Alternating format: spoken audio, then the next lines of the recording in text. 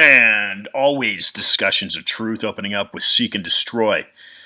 James Hetfield, Metallica there. Look, I simply can't find an alternative song that conceptualizes best why I do this program, approaching the 4-year mark now. Yes, 3.5 years we've been doing this. And Seek and Destroy conceptualizes, again, exactly what the principle of the program aims to do, and that is seek out and destroy corruption. And corruption is running rampant globally. We try to dissect those issues here in the United States. Mass media, mainstream media, if you will, simply is not doing that. They are puppets of central banking schemes. There's absolutely no doubt about that.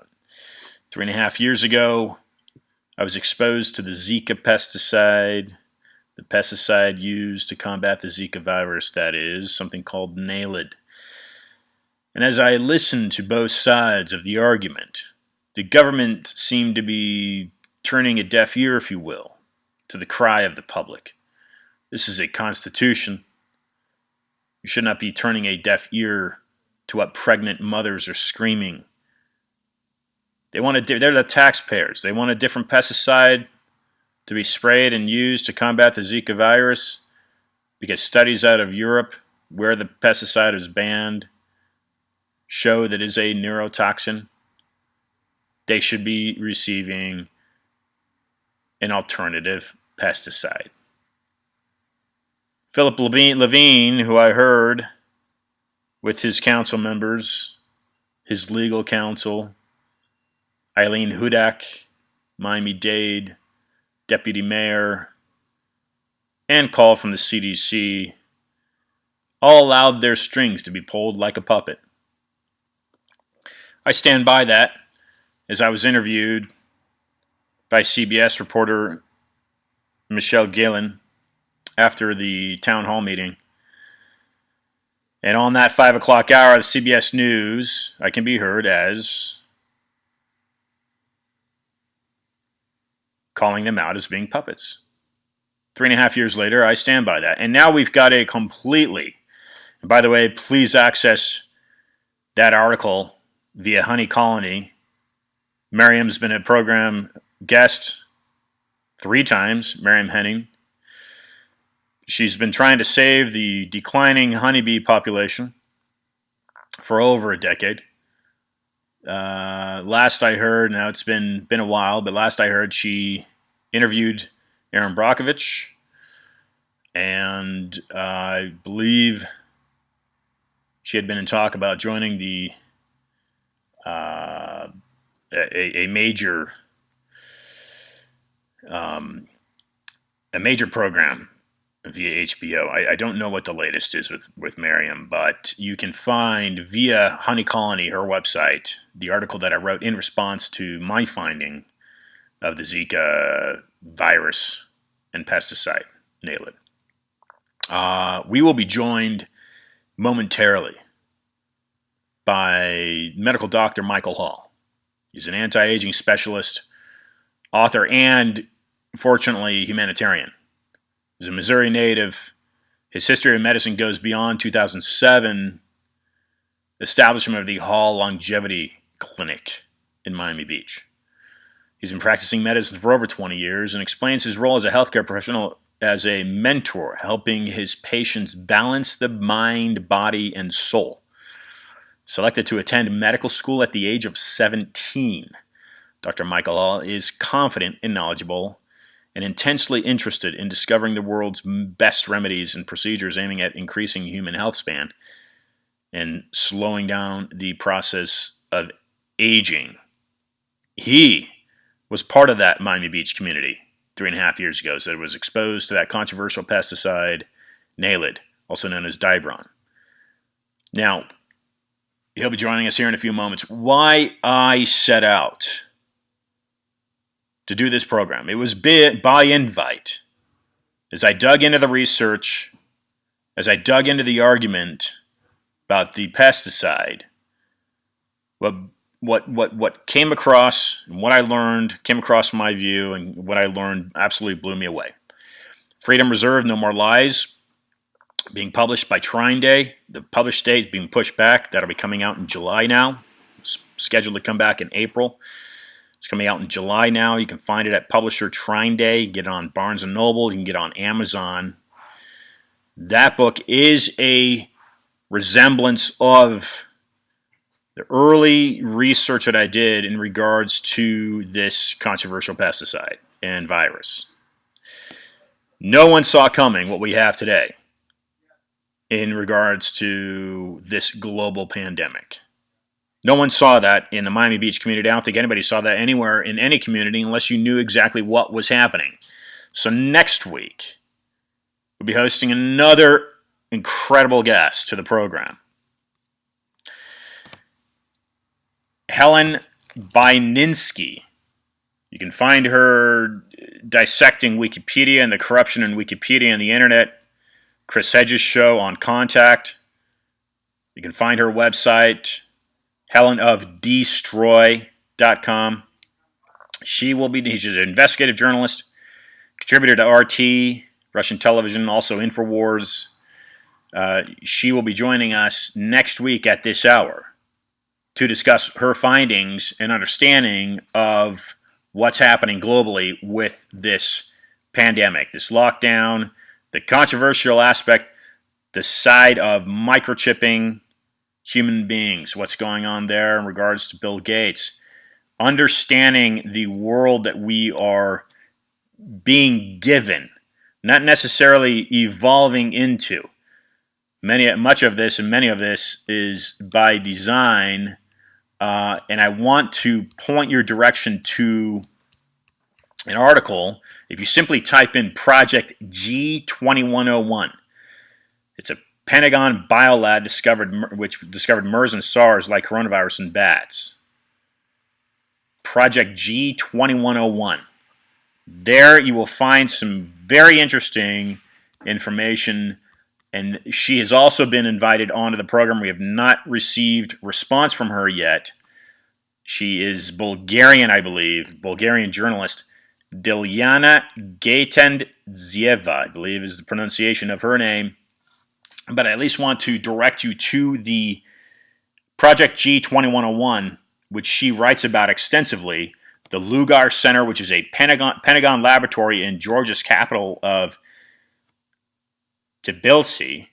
Again, I'm not sure if I've got that pronunciation right. But again, basically, this is an umbrella of various information that I have been privy to in regards to listening to the debate in Miami Beach, listening to both sides of the argument, listening to the threat of Zika versus listening to the pesticide. You're dealing with the same type of Hegelian dialectic prompt in regards to, well, the COVID-19, the threat of being exposed to it, or wear your mask and stay locked in your house and forfeit all of your inalienable human rights.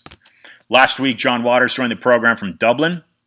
He's a former journalist, and he is standing up in Dublin to the highest court, fighting for these same inalienable human rights. So it all depends on how you look at it and what your threshold is, folks.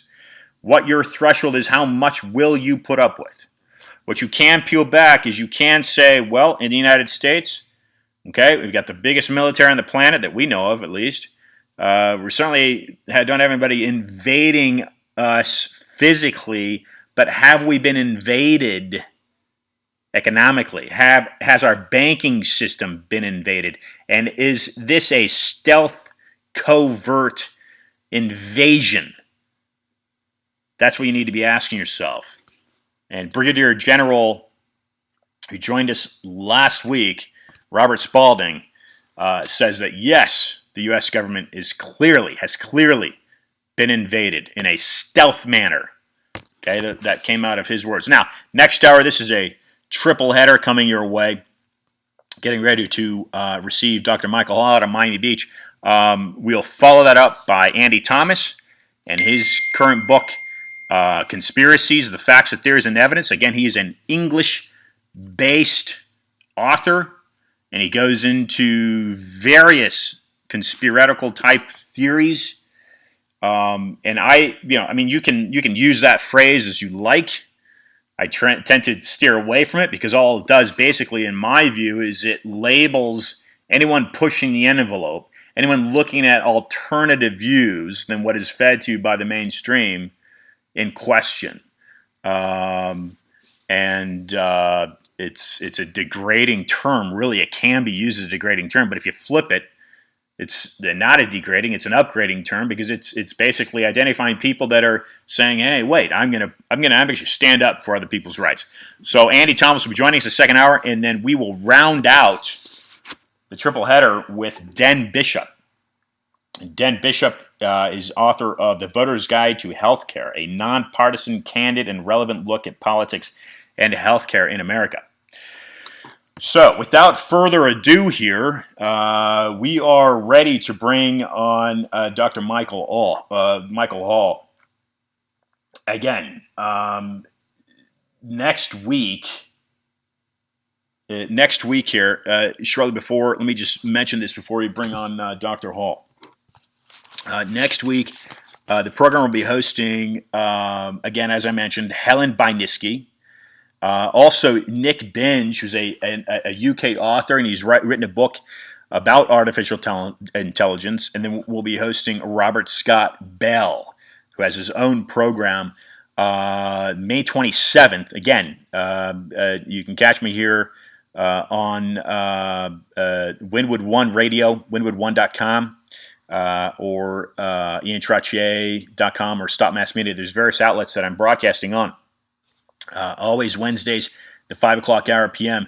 That has been moved up now for about 7 weeks now, starting at the 4 o'clock hour Eastern Standard, because we simply have the need for dialogue and engagement regarding this current pandemic. So anyway, May 27th, James O'Keefe will be joining the program along with Seth Dillon, and then June 3rd will be opening up the month of June with Gerald Posner, and I will likely be bringing back on, granted her schedule permits, Dr. Bandy Lee out of Yale, who has criticized the mental state of Donald Trump. Gerald Posner's book, Pharma, it's an 800-page expose completely obliterating the pharmaceutical industry. And then later on in June, Anton Chaikin will be rejoining the program. We'll be following that up with Barbara Bowen. So we've got a slate of some great guests coming your way, and again, what I'd like you to do is take a moment and simply type into your public search browser Project G2101. Pentagon Biolab discovered MERS and SARS like coronavirus in bats. Okay, you need to be dissecting and educating yourself about these issues, peeling back the layers of the onion. Turn off your mainstream media. It's completely brainwashing you. And like Ray McGovern, who spent 27 years in the CIA, hand-delivering briefs at one point in his career to George Bush Sr. in the White House on a daily basis, Ray on this program about 2 years ago said, Ian, programs like yours are the last hope of getting the necessary information out to the general public in the United States. So spread this message and do it with those that you know you can trust, and just simply do it. And there we have it. Okay, so opening up here with Michael Hall, bringing in Michael Hall.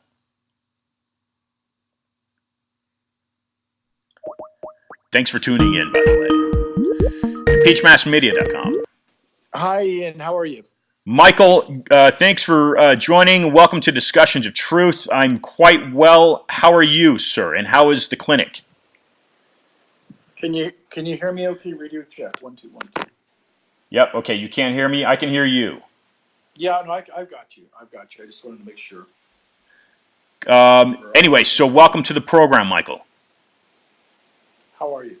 I'm well, thank you. I'm well. How is the clinic going in this lockdown? Are you doing virtual consultations? Give listeners an idea what how you've treated this lockdown. Well, everyone is in a state of fear and loathing right now, and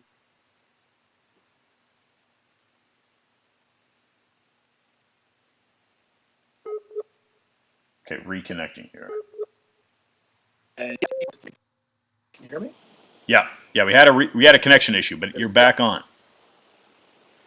Okay. Yeah. No. So yeah. No. I'm doing everything remotely, treating patients remotely. I have a nurse practitioner on my staff that I coordinate with, and we make home visits, and that's kind of how we've been doing things. Mm-hmm. Great. Now, Michael, for listeners out there, I didn't give too much of it. One of the things that caught my attention, of course, was the fact that you were selected to attend medical school at the age of 17. But the reason I reached out to you were two things. Miriam Hennon. Somehow I came across the stuff that you've done via Miriam Hennon. Miriam's been a program guest three times for us in the past 3.5 years. She runs a website called honeycolony.com. But more Right. importantly, more pertinent, Michael, to what's happening right now, apart from the fact that you went through this Zika scare and virus and whatever it was in Miami Beach, as did I.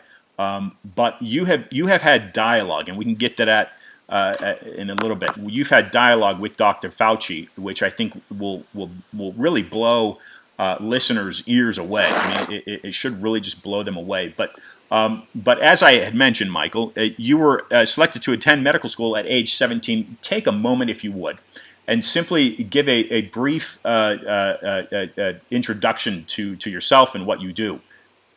Sure, sure. Well, I started out as a young idealist in Kansas City, Missouri, where I was brought up. I had always wanted to become a physician, and there was the very first 6 year medical program in the country, which is a BA/MD system similar to what they do in Europe.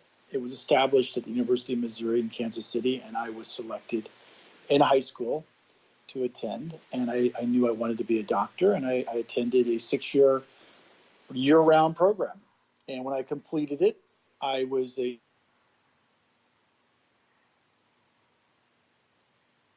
and went on to do my internship in New Orleans at Alton Ochsner in internal medicine, and then proceeded to go on to do an ophthalmology residency at New York Hospital Cornell Medical Center, and that was in the late 90s. At that time, I was witness to a variety of racially profiled, racially driven decisions that came about from my staff who were white, who were primarily Jewish from the Upper East Side of Manhattan. Very, very intelligent, very well respected men who primarily had their own private practices and were the attending physicians for the residents. And I was one of them. I was a senior resident in the year of 1996. I witnessed two cases of racial profiling, and one was a Senegalese national cab driver, and he lost his eyeball. And one was a black African American child. He lost his eyeball unnecessarily because doctors would not come in and treat them because they were essentially black and poor. I documented this. I spoke out. I got into a lot of trouble. I was really crucified by the hospital. I was fired and then rehired and then refired and rehired. It was unbelievable. Went to the state Department of Health, went to the state legal system, federal legal system, and we never got our day in court. They really did violate these people's rights, and they ended up, based on my information provided to them, I was a whistleblower under EMTALA, an Emergency Medical Treatment Active Labor Act. That particular law sits on the books of every hospital, so that EMTALA complaint has a whistleblowers compartment in it, and that went on to protect some of these rights of these patients. And I tell you that story only to give you a history of how I feel about my patients and how I feel about people. And not that it was heroic or anything, it was just me speaking out and being a whistleblower. So that was 25 years ago. And fast forward to 2016, I'm a practicing physician. I ended up actually going and doing a family medicine residency and did integrative functional medicine fellowship at UM, and did acupuncture fellowship as well. So I have a integrative functional medicine practice in Miami Beach, and I've been there for 14 years, and I've been practicing as a solo practitioner in my office. And in the year of 2016, I was apprised of an event that I had never thought I would witness before, but we were in a hot zone that put us into the, I want to say, bullseye of the NIH, the CDC, and the Florida Department of Health because of the ZIKA pandemic. And this was, brought about by, lots of hype, lots of news on, what ZIKA could potentially do to people. It created tremendous panic up and down the eastern seaboard. It still creates panic for people, even to this day, especially pregnant women. And there was no ZIKA. It was a non-event. And I can tell you that, for a variety of reasons. But getting to the more juicy bits, if you will, I was at the Aspen Institute. I go there every other year. It's a think tank. It's like Davos sort of light, if you will. Has the top policymakers in the world, especially in America, but people come from all over. And Dr. Fauci, who was present at that particular meeting 2017, I came up to him and specifically asked him about why Miami Beach and Midtown Miami were targeted to be sprayed with NALED, which is a organophosphate neurotoxin, which is basically sarin gas light. And from that discussion, he went about telling me over a cup of coffee, very sheepishly, very nonchalantly, that the reason why that order was given, it was given based on his consultations with President Obama, Thomas Frieden of the CDC, who was the head at the time, and the governor of the state of Florida, who's now a sitting senator, Governor Rick Scott, Senator Rick Scott now. So anyway, that consultation led them to spray Midtown and Miami Beach with this poison because they did not want to have the tourism impaired based on ZIKA, and the optics were that this would have provided some sort of protection for that Florida tourism. Even though they knew that there was no ZIKA, quote unquote, because there were no cases of ZIKA being discovered, being found. There was no true epidemic going on in Florida. Nonetheless, they sprayed us with poison on 4 separate occasions. Each time about 10 gallons was sprayed, aerial assault onto human beings. And not only is organophosphate toxin poisonous to the nervous system, which is basically sarin gas light, it becomes a hideous carcinogen when it contacts water. So you can imagine every pool in a hotel or a home or residence was contaminated, and little children were swimming in that water, and tourists from all over the world, and no one was telling anyone anything.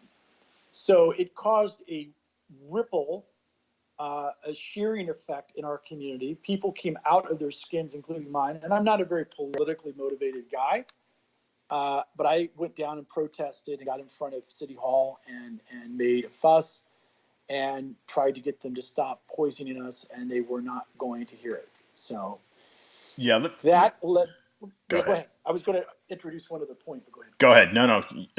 I'll come back. Okay, just to sum up, put bookends on this. So anyway, after that, we were everything we did was fell on deaf ears. The city, the state, the governor, no one wanted to hear us.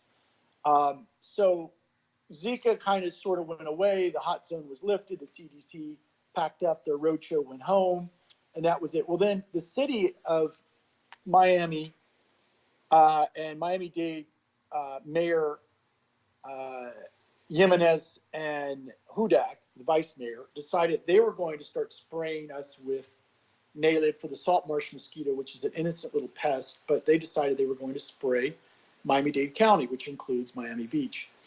I got word of that from one of Mayor Levine's friends who I saw, and he told me one afternoon. So I went berserk and I decided I'm going after these people to stop spraying once and for all. So I initiated a federal lawsuit, which seemed to help prevent that spraying. And that's when I went about going after Dr. Fauci personally in a federal lawsuit, which you can look up in Pacer if you want. But it's definitely, it's a real thing. It happened. Dr. Fauci, Governor Rick Scott, and Mayor Jimenez and Hudak were all personally cited in that lawsuit for crimes against the community and people being affected adversely from a chemical attack, essentially. So that's a true statement. Yeah, I never dug deep in that realm to get to Fauci during that time. I went down other avenues. But one of the things that astonished me, Michael, at that time was I had suggested, I know there were other protests going on, but I had befriended a former JAG lawyer and had suggested a protest on public land out at the Tamiami airport. And yes, I remember that. Yep, I do. The word I got back, Michael, was discouragement in that, and I don't know who this person got the word from, but the word was if you, and there were other protests, but the one that I had suggested, the word I got back was if you organize a protest, the cameras will get thrown off, you'll be pushed on the private land. You'll be charged with a felony trespassing, and likely, and this is the kicker for me, Michael, was that you will likely be charged with a terrorist. They'll likely slap on a terrorist charge. So yes, go ahead. And I remember that. I am a pilot. I have a hangar at Tamiami. I know exactly when that was going to occur. And those planes were being fueled up and serviced, and the toxin was being placed into the plane's belly right there at Tamiami. And I do recall that, Tamiami would have been from the highway, and they would have probably put you guys in jail. And I remember that vividly. And I do believe that if they'd sprayed us one more time, jail would have been fine for all of us because we weren't going to have it. Right. Who were the? Well, this may not be no information you know, but who was who were the contracted pilots? Who do you know that were actually flying those craft? Do you know? I know that one of the pilots, they were sourced through Miami-Dade County, I want to say police, because I did hear of one or two of the Miami-Dade Fire Rescue pilots talk about it later. And that was that apparently they were some rogue guys brought in one of those departments and were paid to do that. There was also talk of that there was Governor Scott's wife owning Right. the company that provided the planes. I don't know if the pilots came along with that, but the planes apparently were paid for a company that was based in Louisiana to provide aerial spraying. But the pilots, I do believe, came from Miami-Dade in the pool of pilots that fly for Miami-Dade police. And I don't know that for a fact, but I did hear something to that. And yeah. So you've set a nice precedent for listeners to understand that you have fought to uphold ethics, medical ethics, and this is even from the early stages there at the Cornell Medical Center that you were at. So this is great for listeners. The Dr. Fauci issue, revisit that in regards to the lawsuit. How far did you get? Is it ongoing? Have you had dialogue with Fauci since you've filed the suit, and certainly after having that dialogue with him at the Aspen Institute? Yeah, the issue with Fauci was that Fauci was, if you go back in time and you look at 2016, Fauci was mentioned as a consultant to the discussions that were being made to release monies, lots of monies. 1.9 billion was asked for, 1.1 was appropriated, and somewhere around 400 million of that appropriation was to go to Fauci to make a vaccine for ZIKA. My goodness. Yeah. Yeah. So that was part of the initial snowball. As the ball went down the hill, we started to see creepy crawlers come out of everywhere. You had the EPA that did not provide any guidance to the community or to doctors on what to do about protecting people from being sprayed with organophosphate neurotoxin, which is NALED. They provided no guidance because they didn't want to provide guidance, because that would have opened up a Pandora's box of liability. The Florida Department of Health, the director was, her name is Celeste. I confronted both the governor and Celeste, Rick Scott and Celeste, the Department of Health head, in Wynwood, and approached them about why EPA guidance wasn't being provided. We have this on video. I spoke with Celeste personally. I gave her documents, and she took the documents. We never heard from her.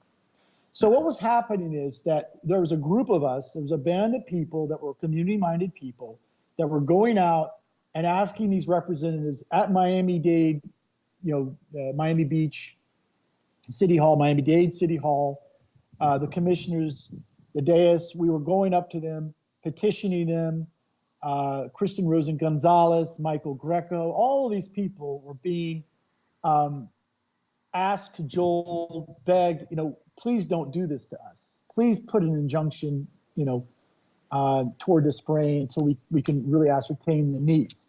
So that snowball and those creepy crawlers that we found popping out of that snowball, so to speak, were really ugly to us. So then with that information about Fauci and Frieden actually he is a rapist, apparently. That happened in New York. He's now on the board of one of the Gates Foundations. He assaulted a woman sexually in his home. You can look that up, and apparently he got probation for that. These people are ugly, nasty, horrible people. And Obama and his minions, which are these people at the time that he was controlling, particularly out of the CDC, were coming to us with poison for something that did not exist. So we don't understand how they were treating the community like they were when we didn't actually have a disease to treat. So that then led us, in particular, one of my neighbors, her name is Cindy Matson. She's also on the lawsuit that we filed. She is a non-practicing attorney and has an employment law firm. She has a young boy, a young son, and his name's Luca. And little Luca was playing in the pool where I live, next door to where my office is, and right next door to City Hall, if you can believe this. And these planes were spraying overhead poison on her and her birthday party with her son in the pool. So yeah, so we were just hot as hell. We were our bees and our bonnet were going nuts. And I actually left the city for 2 springs because I was losing my mind. I got sick. I started to feel horrible. I had some kind of like stinging, buzzing effect in my brain. I couldn't concentrate. My dog got sick. So I was like, okay, enough's enough. We went to attorneys. We wanted to sue Fauci and Frieden and Levine and everybody. Everybody. We wanted to roll up everybody. We talked to prosecutors. We talked to you name it. We talked to ex-prosecutors, lawyers, number of lawyers. Nobody wanted to touch this. Nobody wanted to go near this. Why? Not with a 10-foot pole. Everybody bowed out. Michael Greco, if you're listening, you are a weasel, because Michael was supportive and then he ran away and hid under a bush, a shrub. I don't know what he did. And Michael did not want me to pursue the lawsuit. And I spoke with Michael Capone multiple times. And Michael, you're probably listening. You're a good man. Michael wanted Michael Greco to be involved with the lawsuit. Michael's a lawyer. And Michael Greco told me, don't do it. Don't file it. We're going to file it. Don't do it. I said, Michael, it's time. We have to do something. And Michael Greco turned his back on us. And I wanted him to be part of the lawsuit, and he wouldn't. Nobody wanted to be part of the lawsuit. Nobody wanted to put their name on that lawsuit. And that I'm talking about, this is early on. Early on, we wanted an injunction to protect the community. We had Kristen Rosen Gonzalez and Mayor Tomas Regalado and Raquel Regalado, and they all came to our mediation, which occurred after we filed the lawsuit. They came down to the city of Miami-Dade County conference room. I was there personally waiting 30 minutes for Mayor Jimenez and Vice Mayor Hudak to come out with their attorneys, as was the mediation was recommended by Judge Moreno, who heard the lawsuit, and they would not come out of their office. They were in there like little crying bitches, which they are, hiding from us, wouldn't come out of their office, being mandated by a federal judge because they felt they were ambushed by Tomas Regalado, who was the mayor of Miami at the time, and his daughter, and Commissioner Kristen Rosen Gonzalez, who was the city commissioner at the time for Miami Beach. These were not people just of the community. They were actually, these are voted in members, representatives of our community.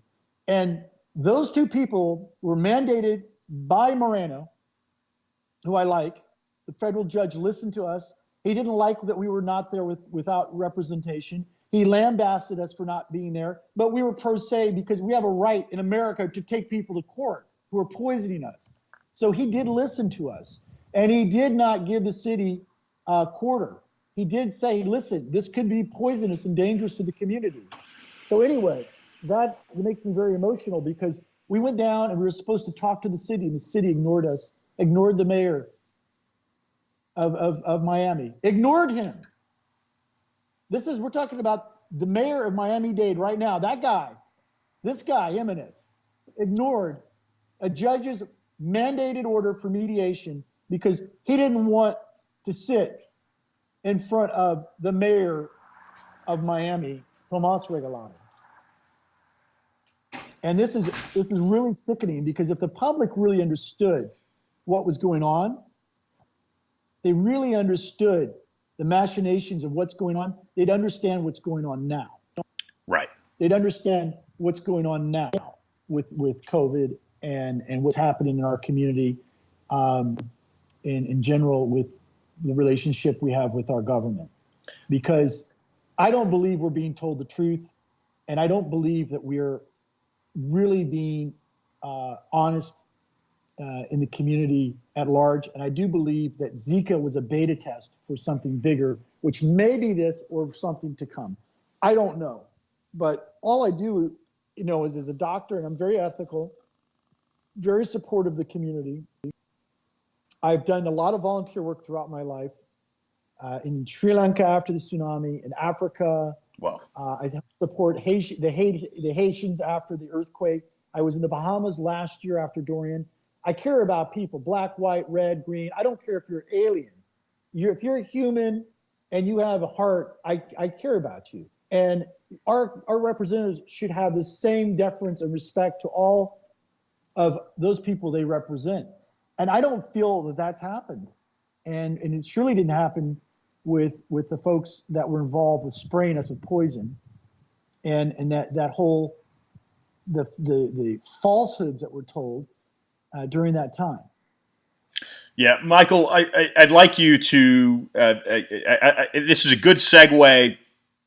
Yes, you're exactly right. The ZIKA was a beta. There was testing. What the testing was, it remains to be seen. Mille de Mur, perhaps you're familiar with her name, based out of Key West.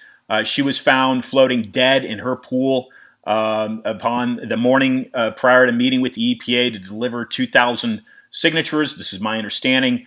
In opposition to a GMO mosquito plant that's owned by Oxitec, a British company. Yep. I know about it. Supported by Gates, by the way. Interesting. By Gates, by the way. Absolutely. Funded by the Gates Foundation. So, I know Dr. Petrie. Go ahead. And Dr. Petrie from the Caymans came to Miami. I met with him. I spoke to him. He didn't see a need to spray anymore. He felt that there was never a need to spray. And he still, I don't know where he sits with the Oxitec mosquitoes, but they don't seem to have really borne out their fulfilled purpose. Yeah. Absolutely, I'm against them. I don't believe that we put things into the environment that are potentially dangerous and destructive, and 4% of those females can potentially pass on genes that could disturb the entire ecosystem. So, listen, we're up against princes and principalities. This is not what it seems. And yes, the beta test was to see how we would respond to being told that we were in a hot zone, in a pandemic. And I really believe it was to see how we would respond. Interesting. And we responded in a way, some people went along with being poisoned and probably want more poison. And there are people that want that, and there are people that don't. There are people that are awake, that are, aware and conscious and don't want to destroy the environment. Remember, there are a lot of people affected by this, and we'll never know the true effect as, there are cancer issues that, like I say, this stuff became a carcinogen in water. So we know the environment was impacted. We know that birds died, bees died, animal life was contaminated, it died, and people got sick. And I know that there were some cases of people getting really sick from the spraying.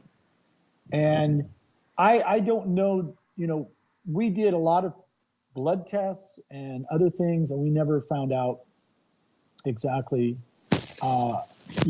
who was being infected with Zika, but we couldn't find them. And the state, if you look at the state's numbers, all the cases that were coming in were outside the state. They were not, endemic transmitted cases of Zika. So we were trying to figure out, we're looking at the numbers, these numbers don't add up. They're telling us they're the Zika cases, but they're all from people coming in from other places in the world, South America primarily. And, it just got very, very damning, I think, for the whole, Zika,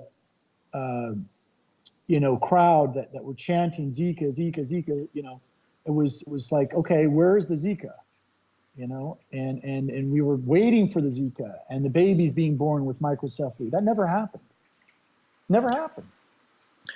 Michael, I want to throw something at you, and some of the layers of the onion from the Zika exposure were really not the Zika exposure, but the dibrom nailed exposure.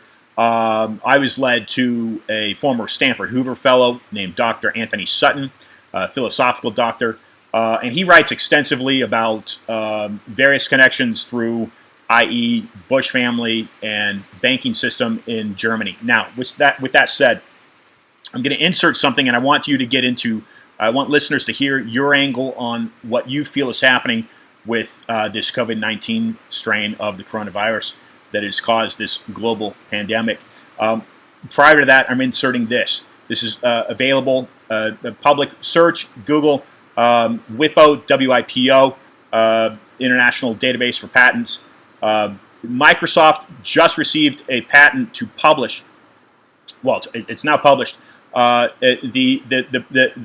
software is to run a cryptocurrency system off of microchipped human beings. This just happened within the past few months. Microsoft now owns that patent. With that said, Michael, please tell listeners how you feel and what you feel is happening with this COVID-19 pandemic. Your own words.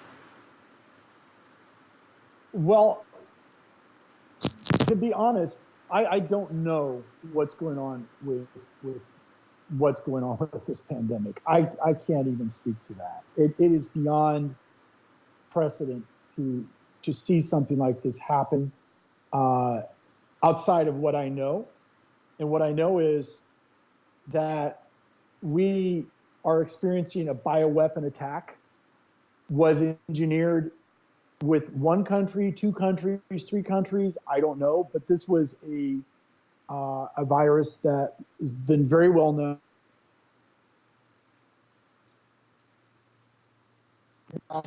That have analyzed the genetic code of the virus and have determined that it is absolutely not of this natural world. Mm-hmm. With that being said, there is the permutations that we are going into a place that humanity has never gone before. And I don't really like going into conspiracy theories, going down rabbit holes and start, pulling the thread of that fiber and that sweater coming apart, because I can't prove any of that. What I can read and know and see, I talk about.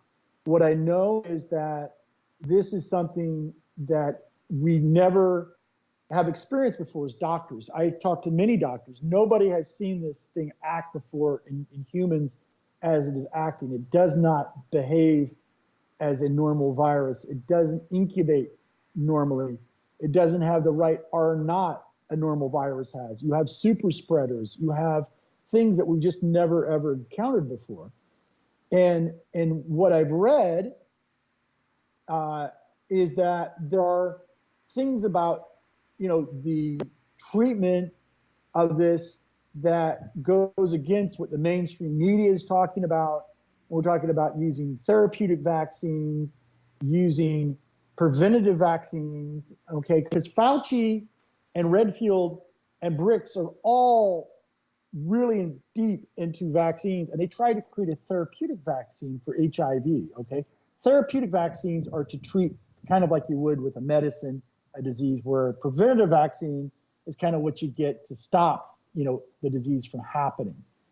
So both of those types of vaccines are trying to be utilized, at least in the press now, trying to prepare society, American minds for a vaccine.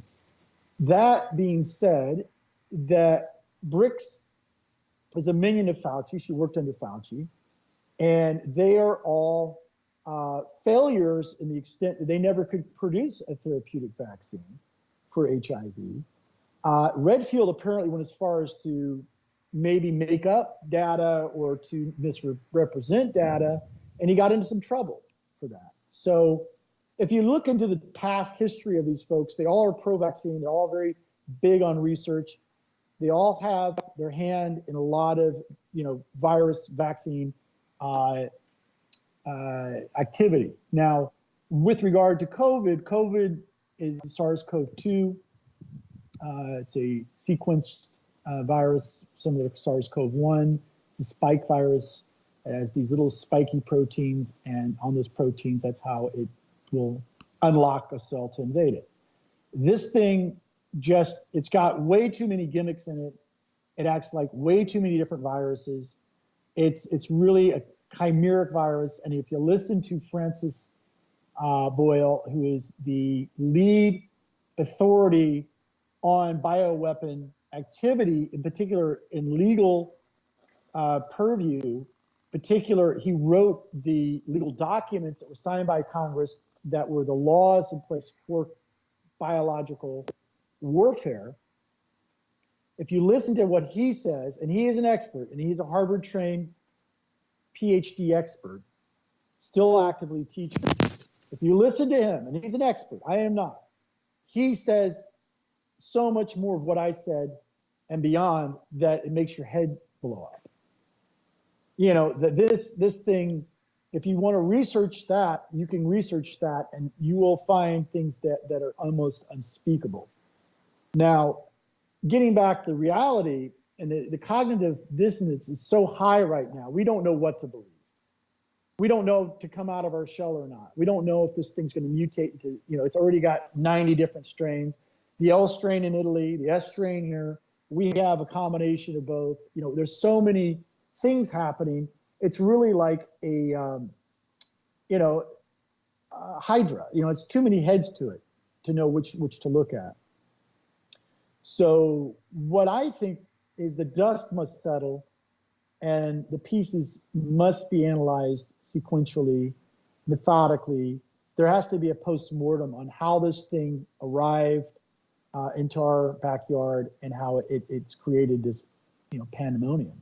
Now, treatment, that's a whole other discussion, and I can get into that another time. But there are treatments out there that are, you know, being destroyed and talked about badly, and there are also other treatments that are being, you know, talked about being the savior. Yeah. We had on W. Gifford Jones, who's actually 96 years old. Let's see, we've got a connection issue here. Give it a moment.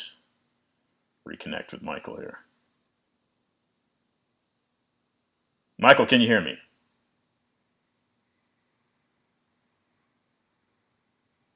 Okay, reconnecting here. Give it a few moments here. Got to wind the discussion down anyway. Hopefully we haven't lost Michael.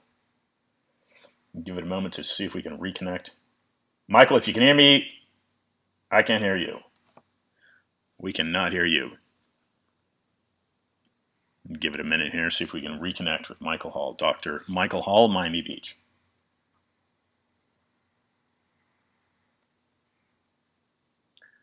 Raising some very interesting points. It's been a wonderful discussion with Michael. I think we've lost him. Okay, let's try to give you 1 star on that Skype. We'll try to bring in Michael for some closing thoughts here. Again, trying to tie in Dr. Michael Hall, Miami Beach, bring him on for some closing thoughts.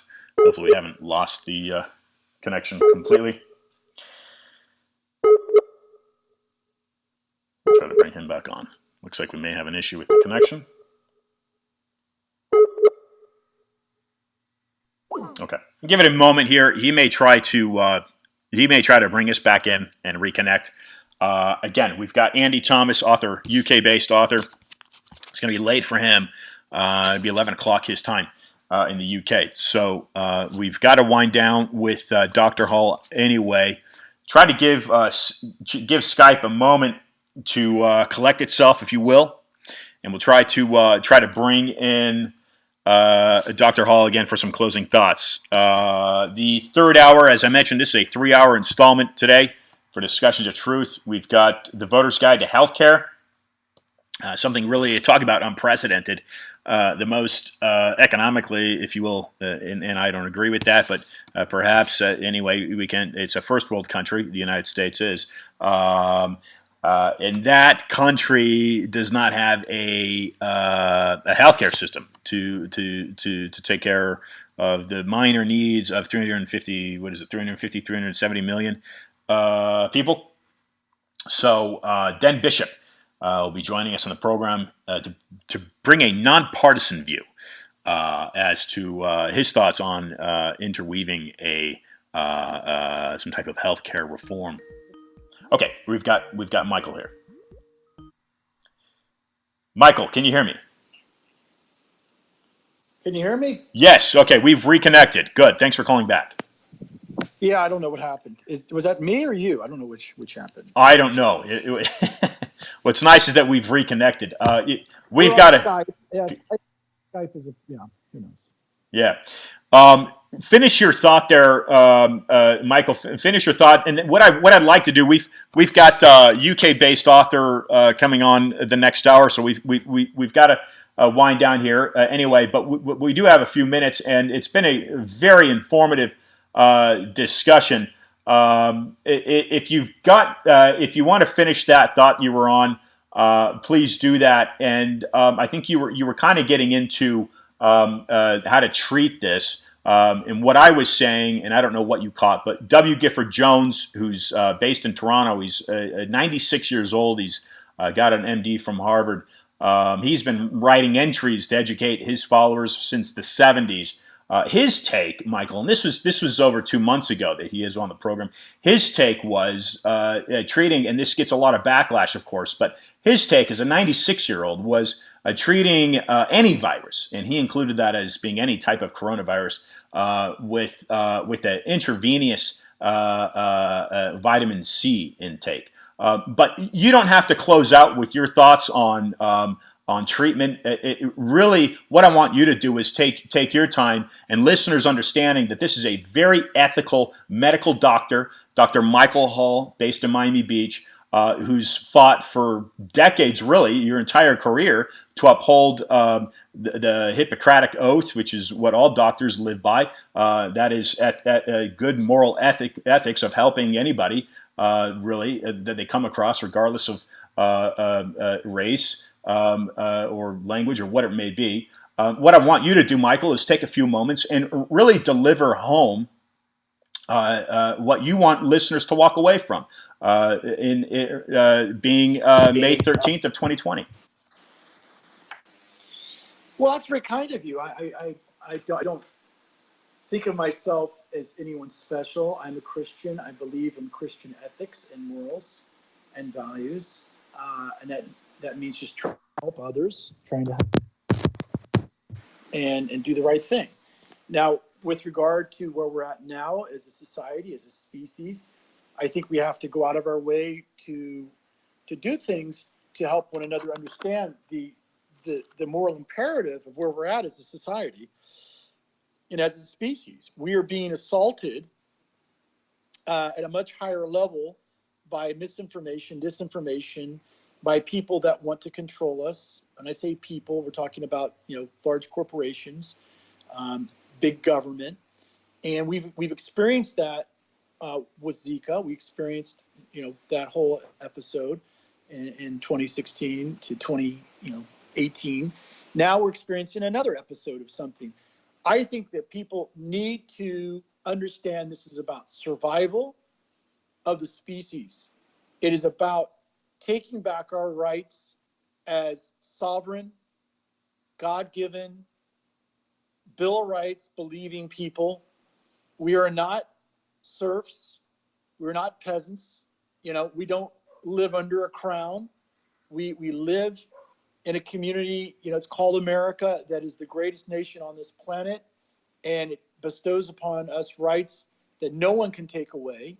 And I feel strongly that we must speak out and be heard. And regardless of where the truth is, we must follow that path to the truth. However harmful or hurtful it may make us feel, we need to follow it. Now, if you want to look at, where our leaders are right now, who to believe, I don't know what to tell you. All I can say is that you have to take care of your immune system. I do believe in taking your vitamins and taking your minerals and taking your trace elements, and that includes zinc, and it also includes everything else that you need to do, including being outside in the sun to get your vitamin D. It means being in the ocean to get your salinity and your electrolytes if you live near the ocean. And we know that salinity, humidity, and UV radiation kills the virus. So being in an environment like that will give you a much greater advantage over getting sick. And this virus likes to infect people. It's 18 times more infectious inside than outside. So it's an inside problem. It's a problem that is going to persist throughout probably the rest of our lives on some level. Epidemiologists say that 40 to 60% of the planet is going to have to, come in contact with this for something to happen where it does mutate into something maybe not so harmful. I don't know. That's not my expertise. My expertise is in treating people with infections and diseases and things that I can treat them for. Right now, I really don't know what's best. And I do know that there's a lot of concern about using hydroxychloroquine and zinc and azithromycin.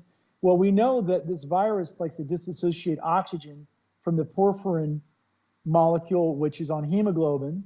Our hemoglobin carries oxygen, carbon dioxide.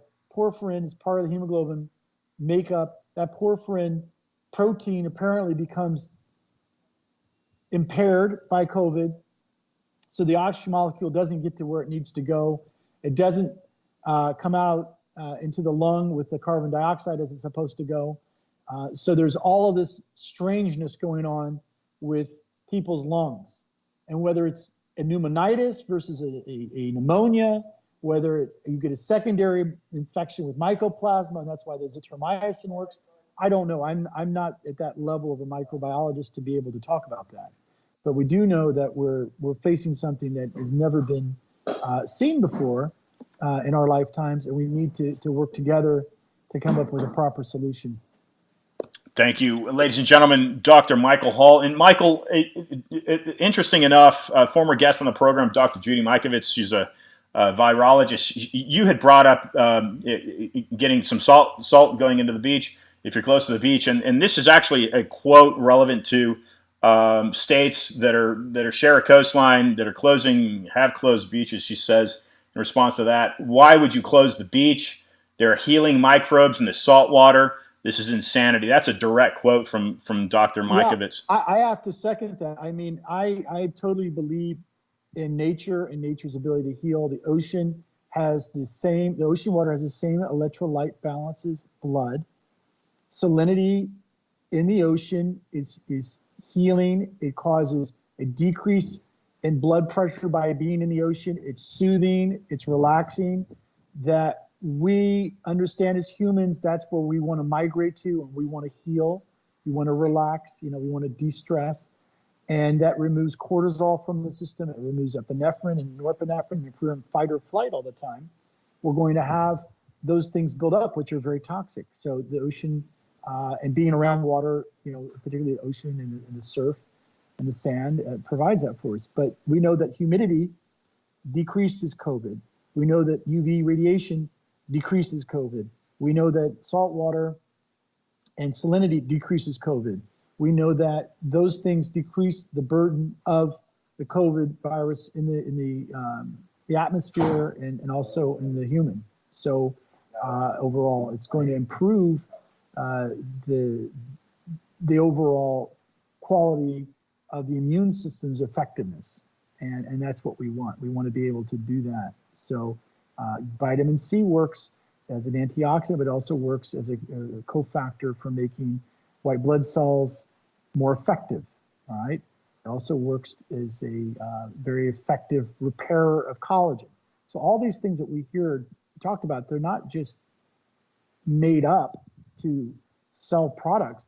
They're designed by nature for healing and for wellness. And the American public, one thing that you've not heard, and I'm going to tell you this, nobody said this ever that I've heard from any leader, is taking vitamin C, 3,000 milligrams a day, and taking around 1,000 international units of vitamin D are going to help boost your immune system. It'll help boost your immune system. So doing that is a real simple thing to do. Yeah. Just do that, and you're going to help boost your immune system. I'm not saying it's going to save you from the bête noire that's out there, but it will help. So take that piece of advice. That's what I live by. That's what I tell all my patients. And consult your physician, talk to him, find out, how do I boost my immune system? Stop smoking. Have you heard any leaders say stop smoking? No. If you smoke, it decreases your immune system's effectiveness. The T lymphocytes don't work as well. Viruses are defeated by T lymphocytes. So if you want to help yourself, don't smoke, toke, and vape. Do that for yourself for right now. Just do those simple. Yeah, and if you don't like what your personal physician says, then contact Michael. Ha ha. You know what? I'm just a lowly servant of the man above. That's all I can say. Michael, thanks for joining the program. Looking forward to inviting you back on. Okay, tremendous. Thank you, Ian. Okay, bye-bye. Michael Hall, look again. He shared a story with us, and great discussion there. We could have continued with him. I've got Andy Thomas here coming up here to join the program. So, and they've got 3 hours slated for today. Look, he's been fighting for human rights, if you will, since being in. It sounded like he was a resident. You didn't catch that, Cornell. That may have been where he'd done his med school. I thought it was where he'd done his residency. I didn't catch it. Go back and listen to it if you'd like. But he's been fighting for equality in the medical industry since he began his career, before he was beginning his career. So what a wonderful advocate as a humanitarian to advocate for your rights. Again, another very incredible guest. This program has been very fortunate since it began to receive this type of contributor. So I appreciate your time listening. I appreciate you sharing this with friends. Look, folks, if it hasn't dug in, America is in crisis. There are a few things that you can lean back on to save you. And that would be, yes, your Bill of Rights. Yes, your U.S. Constitution. The system needs to be changed. There is far too much corruption in it. I did not know the Gates Association to the Oxitec GMO mosquito lab in the Florida Keys. Mila de Moore, I've mentioned her name various times on the program. She lost her life. She was found floating dead in a swimming pool in D.C. the morning of meeting with the EPA. Coincidence? I think not. Share the message. Folks, I'll be right back in a few moments with author Andy Thomas. You've tuned in to Discussions of Truth, Winwood One. This is Ian Trottier. Folks, be awesome.